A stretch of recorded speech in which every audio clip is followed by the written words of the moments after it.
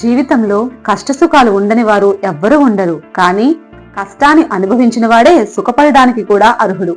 కేవలం సుఖాలతోనే బ్రతికే బ్రతుకులో రుచి ఉండదు. ఇది కథ కాదు, వ్యధ కాదు, ఇదే నిజం. ఇది మీలో ప్రేరణ నింపే ఒక కథనం. జీవితంలో కొన్నిసార్లు చాలా దారుణమైన పరిస్థితులు ఎదుర్కోవచ్చు. మన జీవితంలో మనం చాలా సందర్భాలు పోరాడాల్సి వచ్చేది. మన శత్రువులతో అనుకుంటారేమో, కానే కాదు.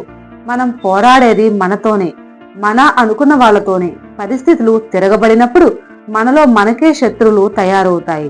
అప్పుడు మనతో మనమే పెద్ద యుద్ధమే చేయాల్సి వస్తుంది. ఎలా అనిపిస్తుంది అంటే, పగవారికి కూడా ఇలాంటి కష్టం రాకూడదు అనిపిస్తుంది. ఈ సమయంలో మనం ఎంత సంయమనంగా ఉంటే అంత మంచిది. మనకి మనమే ధైర్యం చెప్పుకుంటూ సానుకూలంగా ముందుకు సాగాలి. చాలా సార్లు మనకు అనిపిస్తుంది, లోకంలో ఏమీ లేనివాడు కూడా ఎంతో సంతోషంగా ఉన్నారు.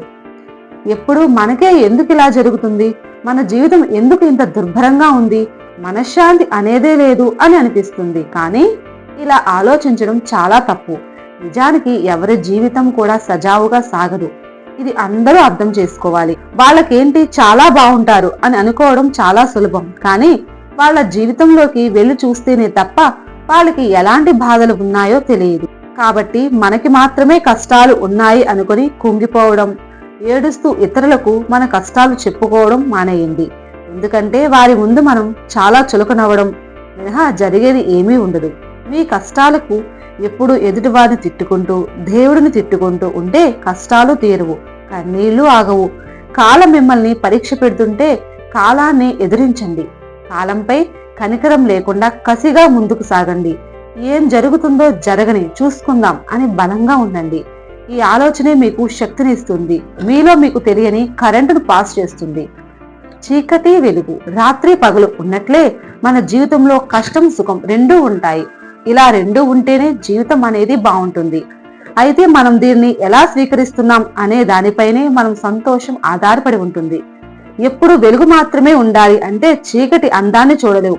ఎప్పుడు పగలు మాత్రమే ఉంటే వెన్నెల వెలుగుని అనుభూతి చెందలేవు. అలాగే సుఖం మాత్రమే ఉంటే కష్టంలోని గొప్పతనాన్ని ఆస్వాదించలేవు. నువ్వు కష్టాన్ని ఇష్టంగా స్వీకరిస్తే ఆ కష్టంలోనూ నీకు నచ్చే అంశాలు ఎన్నో ఉంటాయి. ఒక వ్యక్తి పడే కష్టాలే ఆ వ్యక్తి విలువను పెంచుతాయి. కాబట్టి జీవితంలో కష్టపడండి, కష్టాలు పడండి. సుఖాలు వాటంతటవే మిమ్మల్ని వెతుక్కుంటూ వస్తాయి. మీరు ఎల్లప్పుడూ సుఖ సంతోషాలతోనే కోరుకుంటూ మీ జీవితం ఒక చరిత్ర అవుతుంది. మీరు కష్టాల కడల్ని దాటి విజేతగా నిలిచినప్పుడు మీ జీవితం ఒక జీవిత చరిత్ర అవుతుంది. ఏది కావాలో మీరే తెలుసుకోండి. Thank you friend. కనుక ఈ కాంటెంట్ నచ్చితే మన ఛానల్ లైక్ చేయండి, షేర్ చేయండి, సబ్స్క్రైబ్ చేసుకోండి.